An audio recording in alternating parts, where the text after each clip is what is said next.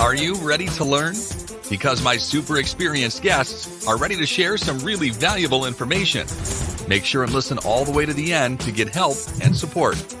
So let's start with the best audio experience. Hello guys and welcome to our show. Today we discuss about happiness, about living your happy life. I'm so excited to learn more about that because I know it's very important and I changed many bad habits to acquire good ones. And I remember time when I tried to earn money with some projects that were my passion. So I just lost my time, resources, and got it. It's better to be happy than chasing some money and wealth. I'm so excited to discuss this topic with Clay Smeltzer. How are you? Good, I'm doing great. Thank you for having me on. Appreciate it, and just spending the time talking about happiness because I think it's important. Yeah, very important. I don't know, but I can hear some noise on your microphone. Probably some. I don't know what is it, but it's like some extra noise. Oh, I don't know. Uh, I don't hear anything. I can hear you, but with a lot of noise. But yeah, it's like the second sound. Oh, is it reverb? Is it echoing? Or I don't know, something with microphone. I don't know. So you can change to default microphone because You probably won't be able to hear me there. Let me see. Where's the settings here? okay, I think Clay is reloading now. Yeah. Thank you, Aisha. I got it as well. So something is wrong with microphone, and Clay is reloading. But yeah. Anyway, I'm excited to discuss this topic. And before Clay will join us one more time, I can tell how it's important for me, for example, to achieve happiness. The most important attitude is to enjoy the process. It's not about results. I know that many companies, people chase high results, but for me results are nothing because we don't know exactly when we can achieve them. Sometimes it takes months of hard work, years of hard work, and it's a long process, but it's more important to be on the process to get all these results. And Clay is coming back. Is that better? Oh, much better, man. All right, Yeah. good. It was actually on my camera, way over there. So so it's not. It wasn't on okay. this mic. So okay, no worries. Clay, before we start, just tell more about yourself, experience, background, and why you decided to share with us about living your life in purpose and fire. awesome, man. And my background is in education. So I've been an educator in the United States for 20 years. I've been also a baseball coach as well. So I'm an athlete. I'm a coach. And then I also do men's purpose work. And what we do is we help men be on purpose and on fire every single day. And the reason why I got in that in the background is just because I wasn't that person. So when we talk about happiness and we talk about being on purpose, I wasn't on purpose. I wasn't on fire. I was just kind of going through my day. I'd wake up and do my thing as a man. I do my thing as a teacher. I do my thing as a husband. I do my thing as a father. And then the day was over. And then I'm like, all right, cool. Chalk up another day. And then let's do the same thing next day. And there wasn't that passion. There wasn't that fire. There wasn't that like zest for life. It was just, I was just doing, and that's kind of where I believe we got to a point where it's like something had to be different. So then I started taking steps and really looking at me internal and kind of saying, hey, why do I do what I do? Why do I put my feet on the ground and why do I go after it each day? What is it? What is it? And I didn't know that. So I went and did the work to reveal that. And then all I do is I live on three things every day. I own myself. I love my story and I live with purpose every single day. And I help other people do that. So I've narrowed it down to three things. That's it. That's all I do every day. So Nice. By the way, I remember that I had the same issue. Many years ago, I decided to start a business. The main goal to earn money, but I didn't know anything about this business. I hated Monday. I loved Friday. I felt miserable. I don't want to tell how much resources I wasted for 3 years a lot, but each day was painful. I didn't like my life because I need to do something to achieve some high result, and I got it. Process is more important than any results because you can build these high expectations that you can earn a lot to get this wealth. But if you dislike the process, even after achieving such results, okay, I have this wealth, but I'm not sure it's a good idea to go ahead. It's like it's just small win. You can be excited for some time, and then what's next? But you enjoy the process, you can go ahead. Can you tell where to start? For example, 70% of people hate their jobs. To some data, a lot. 70%. Can you tell what they can do today? How to rethink their lives as you did, as I did, before, and to find much better way, to go ahead. Yeah, absolutely. And a lot of people think, well, because I don't like this, I have to change it.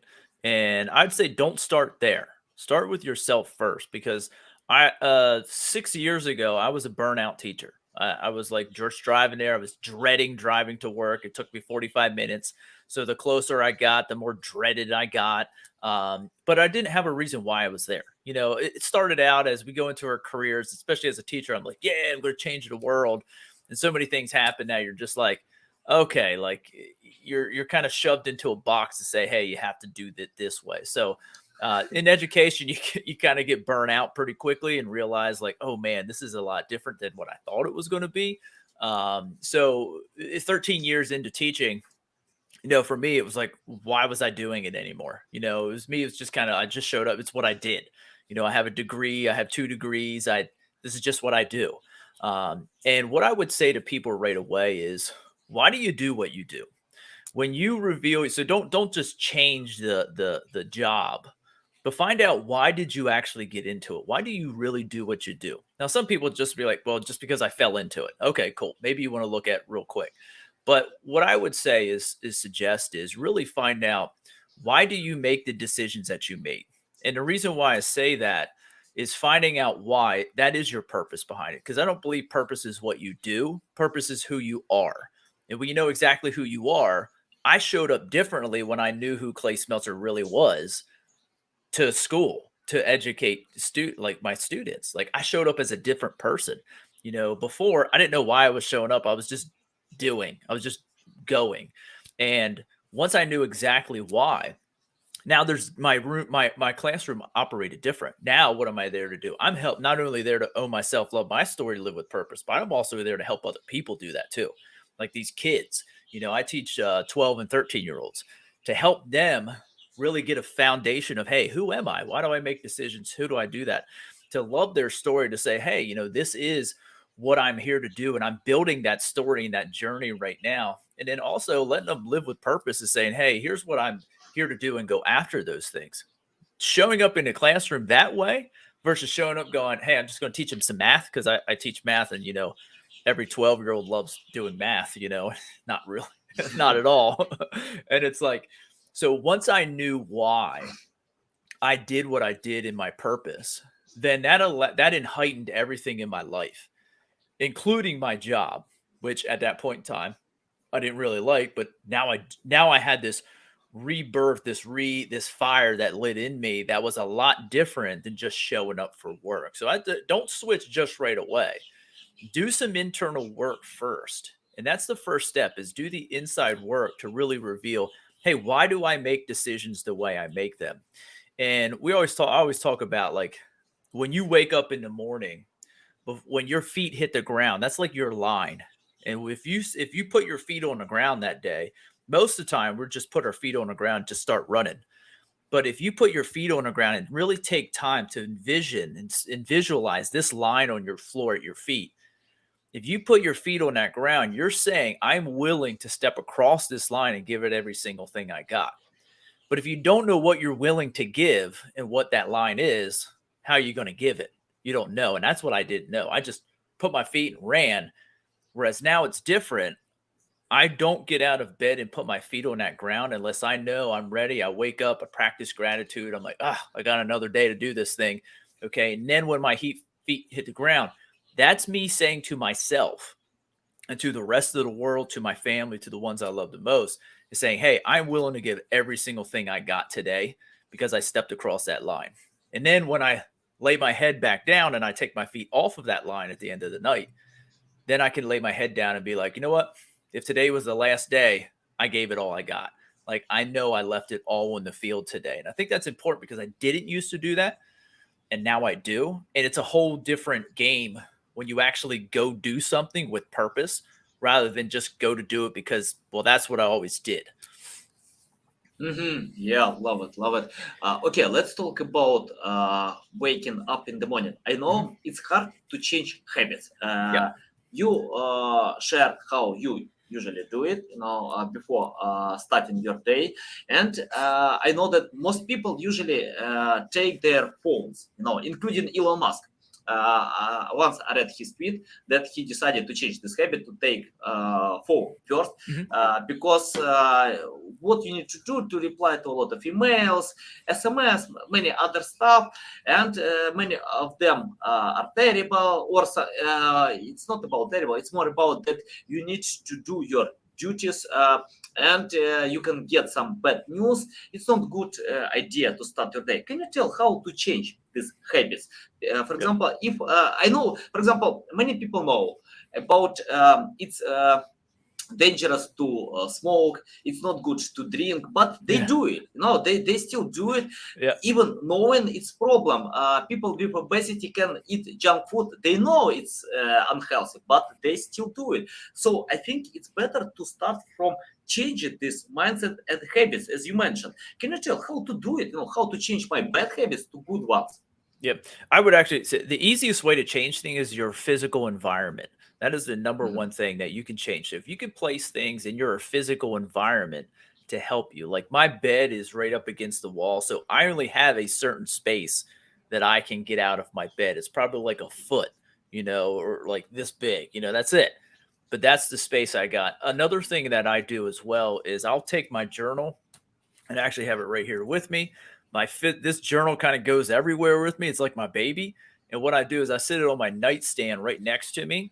And that's where I'll actually have things physically placed so that in the morning, it's literally right in front of my face. So I know in the morning, I got to do this first, and there's different times of my life where if I'm working on a limiting belief and I do want to change one of those habits that I know is not getting me to where I want to go and the results that I want, then what I'll do is I'll do a 45-day journaling cycle. And for 45 days, I will commit myself to 45 days of writing the same thing for 45 days. And they say habits get placed in 27 to 32 days, somewhere in there. Listen, you got to go through the pain of not wanting to do it anymore. That's why I do it for 45 days. Because for me, I get to day 35 and I'm like, I don't want to do this anymore. This is not like, I get it. I got it. It's memorized.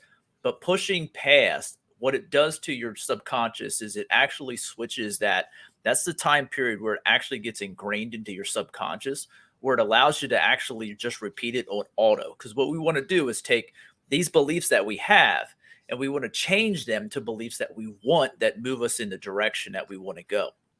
So for me, again, waking up every morning, looking at, hey, I'm waking up, I'm running 5,000 miles per hour.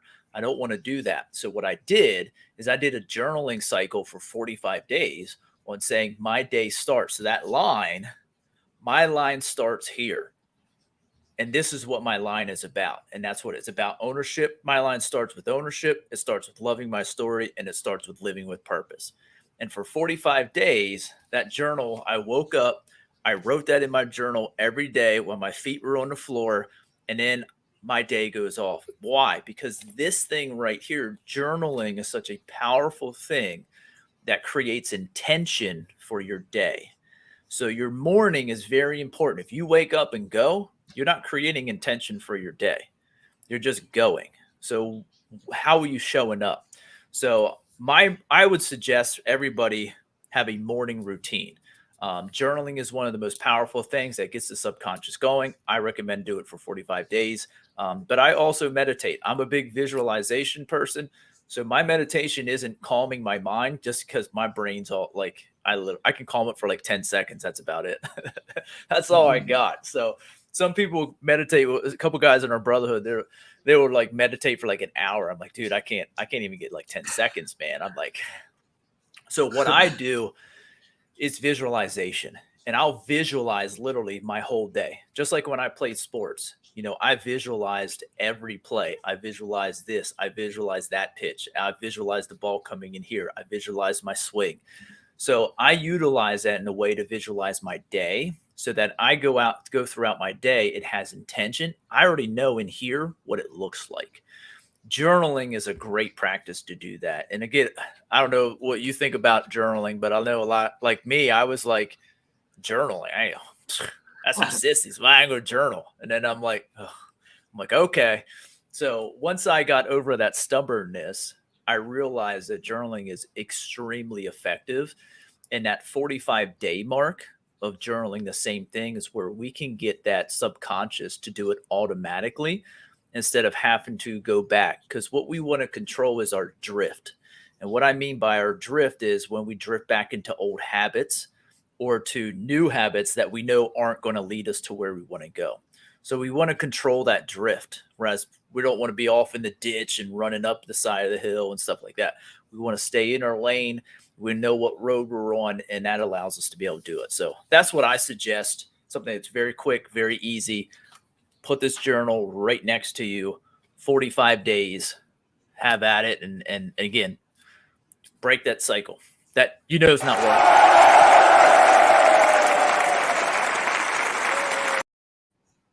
Thank you. Yeah, I love your insights. Yeah, I need to think about that. I use a different approach because I usually schedule on my Google Calendar. I have notes on Google spreadsheet. Yeah, I use these tools.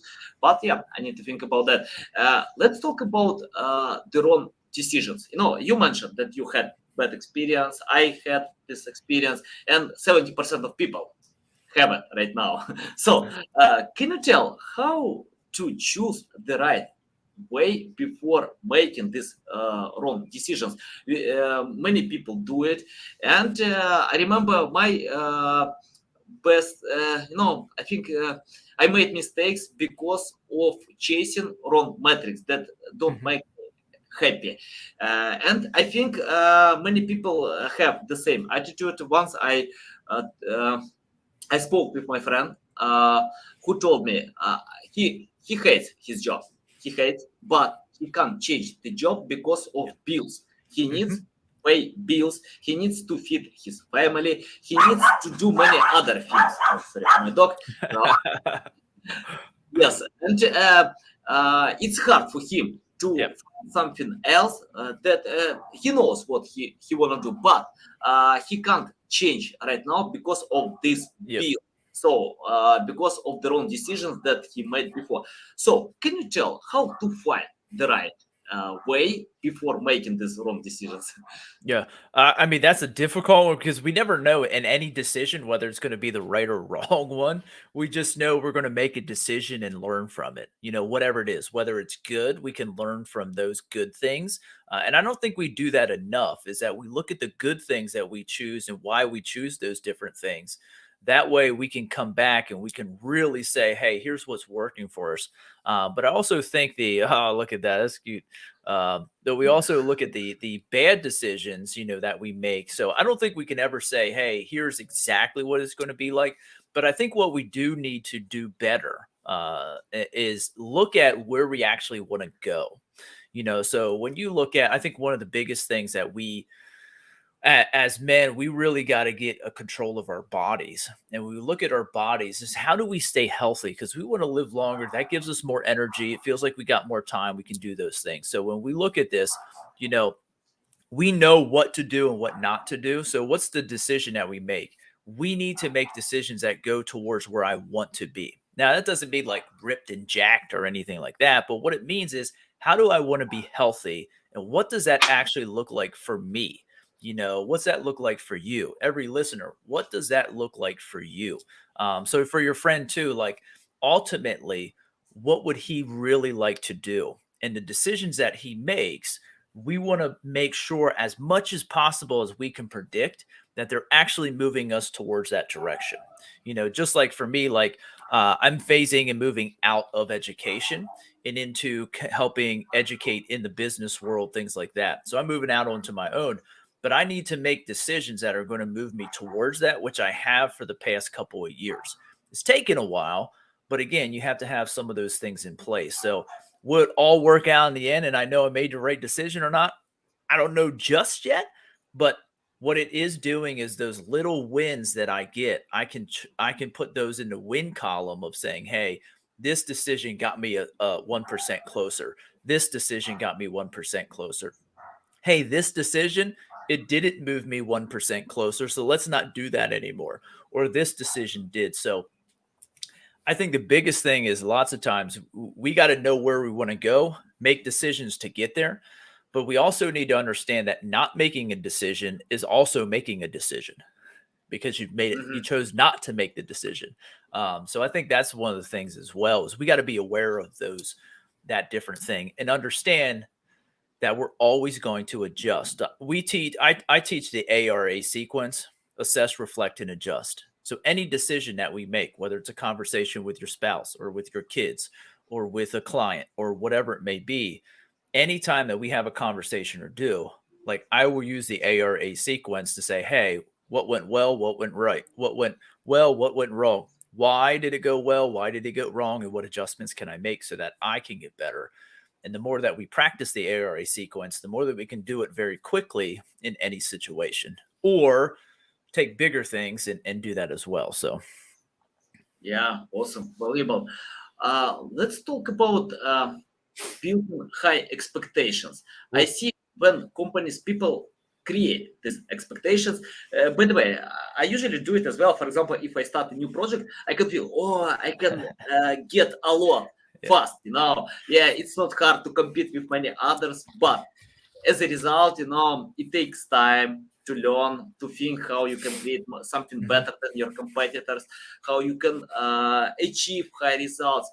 That's why I usually love the process, because if I do something, I need to enjoy the process. If I don't enjoy the process, I can burn out fast, give up in some time. And for me, giving up is not bad option. For example, if you suffer from the process, that means probably you made a wrong choice. So why not? You can give up and find something else. But if you enjoy the process, for example, I enjoy the process playing basketball. I'm not waiting when someone will pay money for my process, for my hobby, because I enjoy it, So I can play basketball every single day if I have time. Of course, I have not this time, but so can you tell how to build the right expectations? Because it takes time, patience, and many great entrepreneurs, businessmen, even PewDiePie, remember, he posted like 100 videos to get only 885 subscribers. Mr. Beast posted videos for an year and a half to get only 1,000 subscribers. So these guys didn't give up because they like the process. Can you tell more about building the right expectations and about process? Yeah. Absolutely. I think that first we need to understand with our expectations many times, and this is probably for me, one of the things I've struggled with the most is the expectation. When I start something, my expectation is here, like it's out of the screen, and that's where it's like, I got to bring myself down to the reality of where I'm actually at. So I think that's one of the biggest things is you got to say, hey, the expectation that we have of ourselves versus the reality at which we can actually perform. I think many times our expectations, especially as guys, we're like, I could do all this, but it's actually out of our reality. It's not in the reality of which we live. So we have to make sure that now, do we want to push ourselves up to a new level? Absolutely. But we got to look at how many levels are we going to push ourselves to. When we look at it, we have a zone of comfort. Then we have outside of that, the next ring is the zone of uncomfortable, and the next ring is the zone of anxiety or panic. What we do lots of times is the expectations we put on ourselves, it shoots us from comfortable into the panic zone. And then that's where we're like, we don't perform as well. But if we move up into the uncomfortable zone, and then we move that circle, we expand that circle, then we can move to that next level and we can expand that circle. So it's the small increments of expectation and basically, instead of expectation, requirement of ourselves that builds daily habits. That's how we actually level up in a good way, instead of shoot for something that's not in our actual reality of where we can perform at this time. So I'm like, for me, I'm an athlete, and I expect myself in any sport just to pick it up and be able to do it just like this awesomely. That's in my own brain. Is that the reality of the situation? The answer is no. So there's some things I've played, I'm like, I can't do this. Like, put me in water, and it's like, okay, like I'm like a fish out of water. It just isn't a good thing. Okay, so but my expectation of myself is way past the reality of that, which I can actually perform in a pool. So would I be on a swimming team? No way. Like, they're like, dude, like, no, you're not, you didn't make the team at all. Do I think I should be on the team? Yeah. My reality is like, I can swim faster than everybody else, but the reality is it's not. So we have to look at where our reality is and then build incremental levels, keep expanding that zone of comfortableness and into our uncomfortable, and that way it continues to keep expanding. Again, back to 1% increases all the time, 1% increases. And that way we're actually building requirements for ourselves instead of expectations. I love to just get rid of expectations and say, hey, here's a requirement for myself. Just like when you do the habit building for the journaling, that's a requirement of myself for 45 days. So I don't break that requirement for myself. It's a commitments that we make to ourselves are very important. And lots of times we'll break the commitment to ourselves too much. And every time we break a commitment, we're telling ourselves, I can't trust you. And I'm like, okay, let's make this a requirement. Let's make this commitment, and let's expand that zone of comfort. Yeah, volleyball. Okay, let's talk about another aspect, like listening to others. I remember when once I got this quote from Napoleon, and he said, the biggest problem of many people is that they are listening to their friends, including relatives, family members. And I remember when my mom told me I need to be a musician. I hate it. I hate it so much. I love my mom. Don't get me wrong. I love her. I love my parents. They made a lot for me. But I didn't like anything about musician. Yeah. I liked playing soccer. And right now I'm listening to my son carefully, because he told me I want to be a soccer star. Okay, Nice. let's play more. Just do it. Spend your time more to hit this ball. It's not about reading a lot of books how to play soccer. It's more about practice. Practice every single day. And he loves this experience. He's going ahead, and he'll it's like he gets happiness by playing soccer.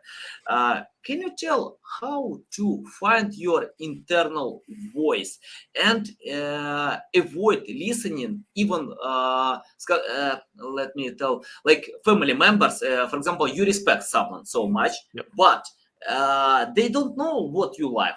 They don't understand what you want to get. If my son wanna play in piano, I tell him, okay, just do it. No, it's your choice.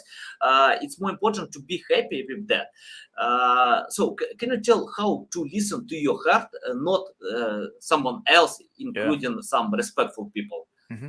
And that's a hard thing, because lots of times, our family tells us things, and I've been through this as well, growing up, chasing, the major leagues here, playing baseball, and people say, nah, you can't do that. And your family's going, what are you doing that for? You think you can actually do that? And I'm like, yeah. I'm like, let me show you what's going on, So it's like, for me, I've always considered myself the underdog. So this is great, because I think, when we look at it, people are going to always place their opinion of what they would do onto you. And you can either listen to that or you can say, that's not me. And lots of times in my life, I did a lot of things based upon what other people would do just because they were family or friends and stuff like that. I'm like, okay, where in my heart, I was like, I know I need to, this is pulling me somewhere else. And that's where I knew, like, I just wasn't confident enough to choose that path, to choose what I knew was going to be right for me. There are other times in my life where I was like, nah, man, like this is what we're doing. This is how we're rolling, just like starting the brotherhood and be like, no, wait, you're going to coach men around. That's what you're going to do. You're going to coach men. Like, yeah. So like my colleagues and stuff like that too at teaching, they're like, no, wait, you're going to quit teaching. You have 2 degrees. And I'm like, yeah, I'm like, because, and they're like, that's all you're going to do? And I'm like, yes. I'm like, so, I could listen to that and be like, well, I put all this time and this energy into getting these degrees and doing this, but I'm utilizing more of what I learned in those spaces in coaching men and being able to expand and be able to be creative, because a classroom in the educational system in the US, it pigeonholes me into this space and saying, hey, well, you have to be this. And I don't like it. Yeah, I just don't work that way. And that's why I'm like, hey, outside of this realm, man, I have the freedom to do whatever, be as creative as I want, which I love, which hits my purpose, which allows me to go out. So I think one of the things, when you reveal your purpose, you know exactly how you show up. And when you put your feet on that ground and you step across that line and you know what that line is, there's a lot less of worrying about what everybody else has to say, because you're like, that doesn't mesh with my 3 things, and that's where my life has become way simpler, because I used to try to be everything for everybody else. And that left me nothing for myself. I wasn't Clay Smelt. I was this for my wife. I was this for my son. I was Yeah. this for my daughter. I was this for my other daughter. I was this for kids at school. And I'm like, okay, who do I got to be right now? Which person? And I'm like, I got rid of all of it. I basically, like a phoenix, I burn it all down. And from those ashes, I became the actual Clay Smeltzer that has always wanted to show up as a man that owns himself, a man that loves his story, and a man that lives with purpose. I do that as a man, a husband, a father, a coach, a teacher, at the grocery store. No matter where I go, this is who I am. I don't have to worry about being somebody else. I just get to be me. And that's an amazing, freeing experience that I want all people to feel, and I think that's important. So, and then none of Yeah. those people say something like, all right, cool, this doesn't match up with my 3 things. So I'm like, all right, okay. Yeah. So, Yeah, Clay, I have the question about how to learn today about something like this, about your experience, about finding the right way. Because I see when people can learn something, to read articles, books, to watch videos, and forget for a few days about getting knowledge. I remember my brother, he gave me an awesome book, Financial Freedom. I read this book. It's an awesome book, but I forgot for a few days about all insights, bullet points on this book, and then I got bad experience handling my money. He had the same issue by reading this book. Then I read it one more time and got it. No way, I need to consider some valuable insights from this book. And I see, people learn something and do nothing. They don't practice, don't try to implement. Can you share your tips how to learn something and to implement, to understand what actually works for you, to test it, adapt to your preferences, anything about that, about practical tips by learning something? yeah, I think one of the things is to learn something. I love the book Atomic Habits. If you've ever read that one, by Yeah, I James read it. Clear. Amazing. Yeah. And I utilize a lot of those things. And really what it is when we want to learn something, we have to, hey, what is the skill that we want? Then your subconscious and your conscious, as much as you repeat it, just like when I swinging a bat or throwing down, I was a catcher, so throwing down to second. Like I threw down there, I don't know, thousands, 10,000, I don't know, a million times. How many times have I swung a bat in my life? I don't know. But the same swing that I had when I played college ball 22 years ago is the same swing I still have now. Why? Because I trained my muscles, I trained my memory and my muscle memory to match. And that's what we got to do with our lives. So that repeating process. So we got to take this skill. What is it that we want to learn? I got to repeat it enough times for it to be automatic. And if it's a skill that just like, thinking like, hey, I'm walking across this line. I own myself. I love my story. I live with purpose when I cross. I've trained myself to mentally feel that and physically feel that when my feet hit the ground. But how did I do that? I repeated that process and that feeling over and over and over again. And this is probably now, 2 years now? 2 years I've done that. So I've done it for 2 years every single day for the last 2 years. Like I know that feeling. I can picture that line at my feet right now and me stepping out of bed in the morning and I feel that excitement. So when you wake up and you're like, oh, dude, I'm tired, and you only get like 4 hours of sleep because you're working on some stuff, or it's that push to go, hey, how do I gain the next level? Well, if I didn't leave it all in the field and it's 9:00 at night, I'm like, dude, I got to leave it all in the field. If I can help, let's go, and that gives you that energy that we need to really take our lives. Because I believe everybody in this world wants to leave a mark with their life. They want to get at the end of their days, no matter when that is, they want to look back and be like, you know what? I did something with my life. I think every person wants that. I left a mark in this world. And how do we do that? Well, you got to know what that looks like. For me, I know what that looks like. I know it's ownership, I know it's love, and I know it's living. Those three things right there. And I just focus on those every single day. So what's the skill? Repeat that skill enough to where it becomes automatic, and then build on top of that skill. So I think that's one of the important things. And again, I just ran through kind of how I built that in my mindset and in my physicalness. When you know your purpose and know why you do what you do, it bleeds into everything in your life. So it's like a rising tide raises all ships. When you know why, it just disseminates out to everything. Yeah, nice. I have the final question about energy. You mentioned that I often see when people work 8 hours, get tired a lot, because you mentioned about tiredness, and everything what they can do, just go home and watch TV 6 hours. 6 hours they can watch TV. So they have energy to watch 6 hours of TV, but they have no energy to do anything else.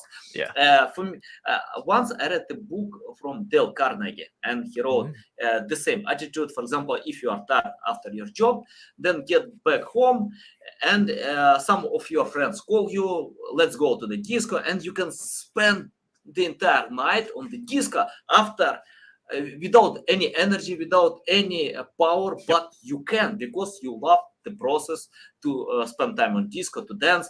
And it's the same with watching TV. People can watch TV, so they have energy to watch TV. Can you tell how to get energy to work more? For example, many great entrepreneurs share, you need to work hard, you need to work more than 8 hours a day if you want to achieve something, if you want to, but how to get this energy if you lose after 8 hours of work, and what to change at that point? Yeah, I think there's two factors. One is your physical factor, and the second is your mental factor. So your physical factor, what are you actually putting in your body that's actually fueling it? Because lots of times we ain't putting stuff in our body that fuels it. We got cookies and we got all this other stuff and potato chips. Well, you're low on energy because your body's low on energy. So how do we put things into our body that'll actually do? And I think also with the physical, like, how do you exercise? Do you exercise at all? And a lot of people, well, if I'm already tired and I exercise, won't I be more tired? The answer is no, because your body actually utilizes itself properly. We are humans, we are animals, we are meant to move. And if we don't move, we then decay. If you're not moving, you're decaying, and we don't want to do that. So I think physically, it's what are we putting in ourselves and how are we moving to keep that energy levels up all day. The bigger one, I think, is our mindset. And when we have the right mindset, we have the energy. Just like, with my as when I revealed my purpose, man, I like prior to revealing my purpose, let me go there first. I was what you said. I worked 8 hours. I had 110 kids to go through to teach math every single day, 12 and 13-year-olds, hormonal 13-year-olds, and it's like, okay, it's like herding squirrels half the time. It's like, all right, come on, like let's get in here. So I'm tired. Then I was actually coaching baseball too. So in the spring and time, like I was doing that. I just came home and I was wiped out. So I would eat dinner and just kind of veg out. Well, I wasn't putting good stuff in my body. I wasn't moving my body, but my mentality was also, I'm trying to do everything that I think I love. And I didn't really know if I actually love doing it or not. So think about that. If I'm always worried about, is this actually what I really want to do with my life? How I actually really want to show up? Think about your energy levels then. They're like, they're not as high as they could be. You're just like, all right, well, I think I'm doing it. And that's what it was. I was like, okay, and I just went throughout my day. But now think about this. If I'm driving to work, how much energy am I going to have if I know I'm stepping into that situation and every day I get to pour into kids going, hey, how can you owe myself, love your story, and live with purpose? That's a little bit different now. Think about the transition, because it's also about transitioning from one area. So I was at school and I was not transitioning to my home life. I was trying to do this. I was just going from one to the other. But now I take that time to transition and switch my brain to what I need here, the energy that I need here, to the energy I need at home with my kids, with my wife, and all of that. So it's also about transitioning that energy into space to space. But think about this, man. I came home and I was like, all right, I'm just going to be dad. I'm just going to be spouse. Until I reveal my purpose, now I'm going, oh man, like my wife, I get to help her own herself, love her story, live with purpose, and me. Like I get to do that for my kids. I get to do this. When I know the reason why I'm actually communicating with my kids and my wife and what I'm doing, there's a whole different energy level to it that it doesn't matter what time it is. It doesn't matter if I'm wiped out. It doesn't matter if I'm sick. I may not have the energy. I may be like, I have a head cold and feel like I got man sickness. I don't know if you have that. You're like, oh, you're man sick. I'm like, okay, well, I might be man sick, but I still have the energy to be like, hey, what do you need? What are you there for? And give that energy to my kids and give that energy to my wife, because there's a different reason why behind it. It's no longer, okay, I'm just dad. It's no, I'm dad who gets to help my kids own themselves, love their story, live with purpose, and take this journey in their life. That's going to be incredible. And I don't know what it is, but I'm so excited that they get to do it. And I get to be along for the ride. And at the end of the day, if this is my last day and I don't wake up tomorrow, I know I left it all in the field. And that's kind of that mindset shift. When we do that, man, there's the untapped energy that you have in your life is mentally 20, 30, 40 times more than what you ever thought you would have. And I'm a hyper guy already, so. Love it. By the way, I know one more resource of energy. Guys, you can follow Clay on social media, on LinkedIn, on other places. By the way, tell our audience which way is better to follow you, to learn more about you. Any social media, just type in Purpose Infused Brotherhood and you'll find me. Our podcast is probably out there that you can make sure that you go listen to. There's going to have all those different episodes and everything like that on there. So that's a great way to first connect and kind of get some of that information and tools and tactics. Our goal with the Brotherhood is to give men tools that they can utilize in their tool belt to get more time back in their life, increase their energy levels, and have great relationships, strong relationship with their spouse and their kids. That's what we do. So the podcast, Purpose Infused Brotherhood podcast, is that place that you can go to for that too. So. Okay, nice.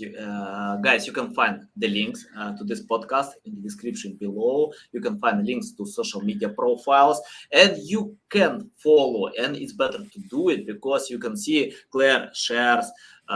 Clay is a good man with his wife, so it's better to follow such men, to learn more about him, and from him you can get a lot of valuable insights. Okay, guys, love you. See you.